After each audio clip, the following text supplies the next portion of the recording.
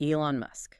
You've heard the name, you know the companies, but how much do you really know about the man behind the mission? Right. Buckle up, because we're diving deep into some lesser-known facts about Elon Musk, Okay. unearthing the experiences that shaped his unconventional path. And trust me, Yeah. this is going to reveal a side of him you might not expect. What I find so captivating about Musk is that his story, it kind of transcends that, typical tech giant narrative. All right.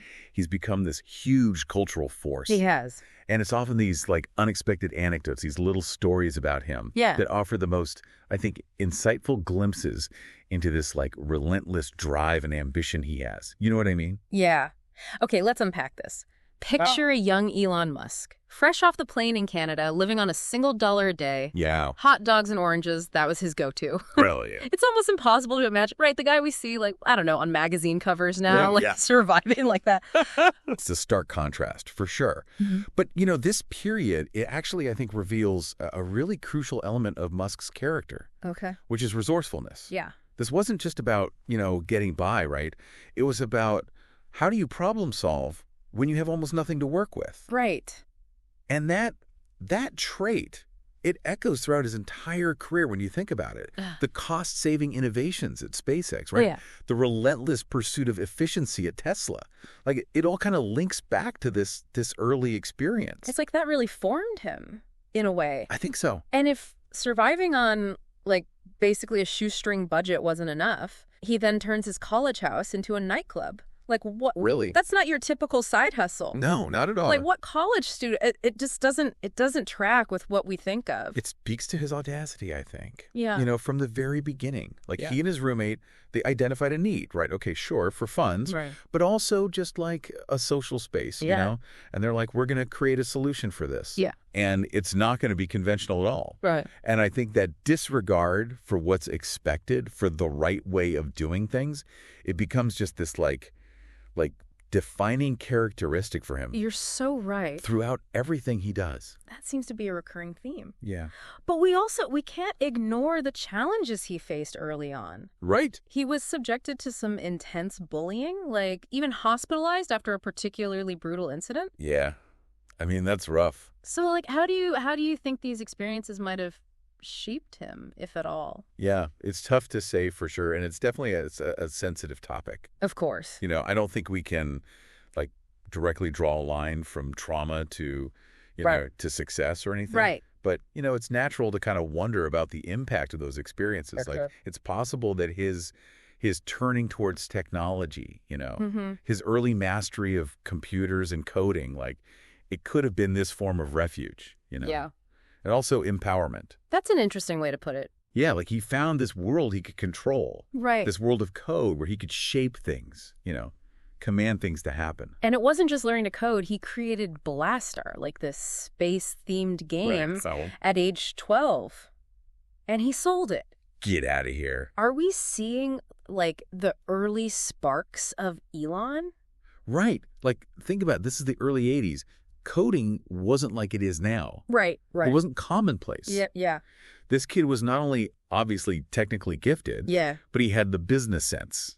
Right. This wasn't just a hobby. This was him at that age identifying there's a market for this and I'm going to take action. Oh. And he basically just on a much grander scale replicates that his whole career. Yeah. Right? That blend of his own technical ability and business savvy. That's incredible. And then fast forward, right? He's the CEO now, but he famously avoids scripts. I've heard that. He prefers to just go off the cuff, even in these high stakes presentations. Really? It's such a stark contrast to the polished, meticulously crafted messaging we see from most CEOs. Yeah. Is this authenticity? Is this calculated risk? What is that? It's such a good question. I think it might be a little of both, honestly. Musk clearly wants to control the narrative, but it's more than that. It's he wants to communicate directly, pure enthusiasm, and it leads to gaffes, for sure. But it also creates this contagious energy. You believe in what he's saying. Totally. So it's he's controlling it, but he's also injecting it with this rawness, Exactly. And then just to add another layer to this already complex persona, you have him doing a cameo on Rick and Morty, Oh, I forgot about that. which is hilarious Dude. and unexpected. Like, it shows this playful side, which we don't always get to see. No, you're so right. That cameo, it's actually brilliant on, I think, a couple levels. Oh, yeah. One, it shows he gets his audience. Like, they're tech savvy. They probably love Rick and Morty. Yeah. But also, it humanizes him. Like, he's not just this untouchable innovator. Totally. He's in on the joke. And that makes this weird connection, you know? Makes him relatable. Right, even though he's living this crazy life. Yeah, like he's one of us, kind of. It's a good reminder that geniuses have a sense of humor too, I guess. For sure, for sure. But speaking of pushing boundaries, Neuralink is where things take a truly, like, futuristic turn, you know, like blurring the lines between science fiction and reality. Oh, yeah.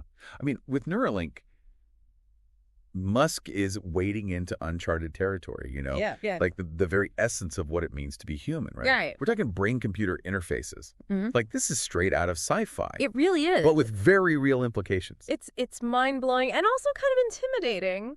Oh, yeah. You know what I mean? Like this idea that we could merge our minds and machines, like where does that even begin? Well, at its core, what Neuralink is trying to do is establish this, like, direct communication pathway Okay. between the human brain and external devices. So instead of using my hands, I just think, and it happens. Exactly. Like, imagine a world where you could control your phone, your computer, just with your thoughts. Wow. Or think about, like, paralysis from spinal cord injuries. Neuralink could potentially bypass that damage, Oh, wow. allowing people to regain movement. Oh. Like, the possibilities, they're pretty much endless. The potential benefits there, especially in medicine, are huge. Huge. But it just feels like we're like stepping into this whole new ethical dimension, you know? Absolutely. What are some of the concerns surrounding this kind of technology? Yeah, I mean, you're right to be cautious. There's definitely potential for misuse, like privacy. Oh, yeah. Huge concern.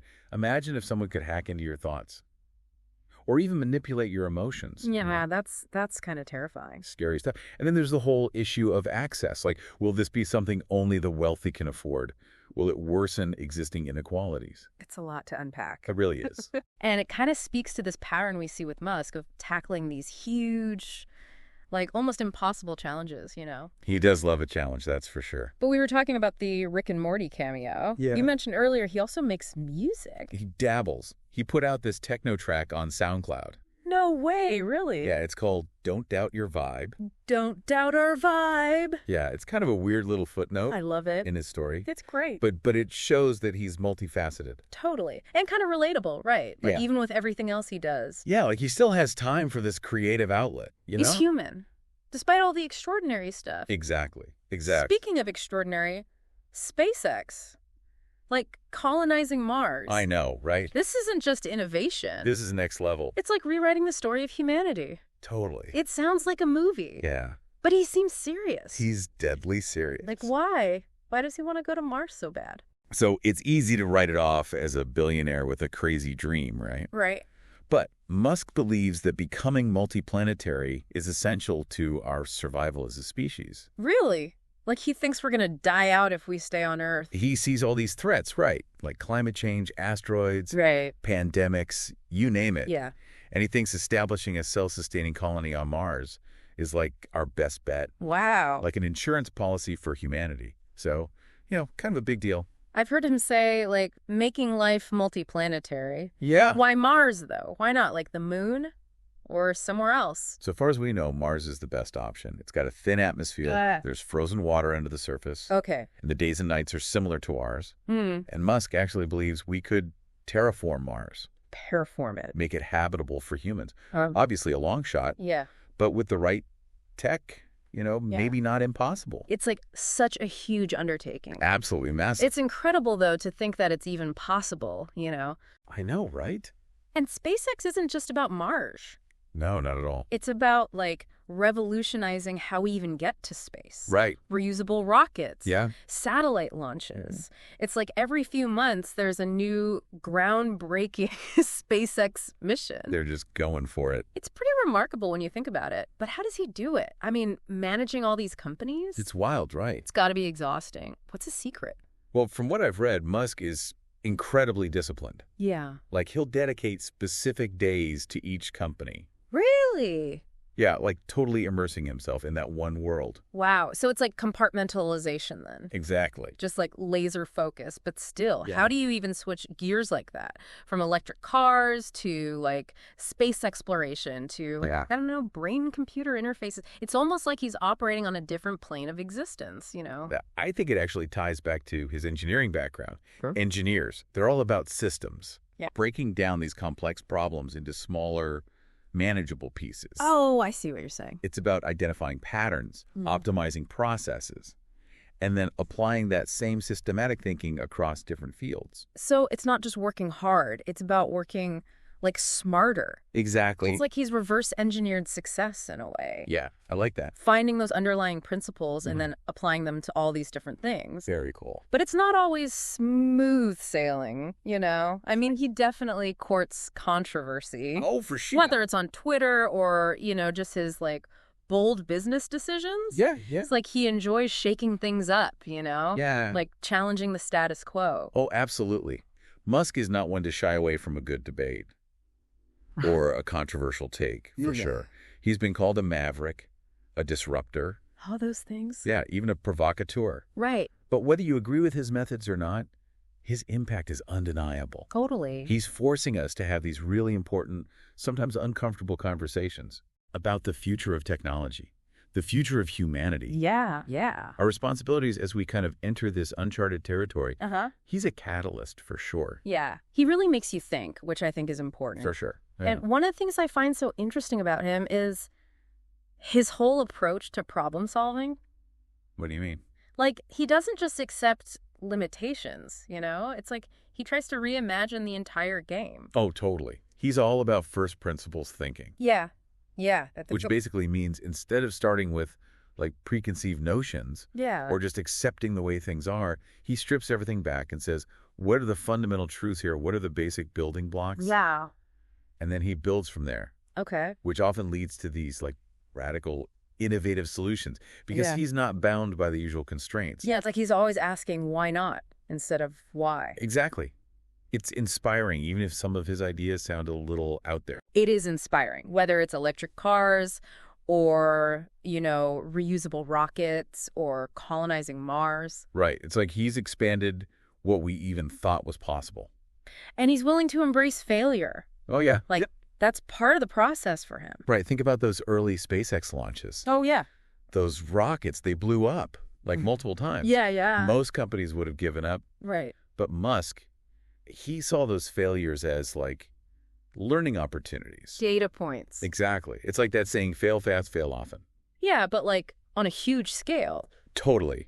He's not afraid to take risks, push the boundaries. It's a good message for all of us. Absolutely. No matter what your aspirations are, right? You got to be willing to kind of get out there and learn from your mistakes. So as we kind of wrap up this deep dive on Elon Musk, we're left with, you know, more than just these anecdotes. It's like, it's a challenge almost. Oh, how so? To look beyond the headlines, beyond the controversies, and ask ourselves, what are we passionate enough about? Like, what could we accomplish if we had that same drive? It's a good question to ask. And I think Musk's legacy, it won't just be the companies he built or even the technology. Right. It's that spark of inspiration he's ignited in so many people. Totally. It's that audacious belief that, like, we can achieve anything, you know? Huh. If we dream big enough. That's a good place to leave it. Yeah, if we're willing to put in the work. Absolutely. Dream big, work tirelessly. And never stop reaching for the stars. That's it for this deep dive. Thanks for listening, everybody.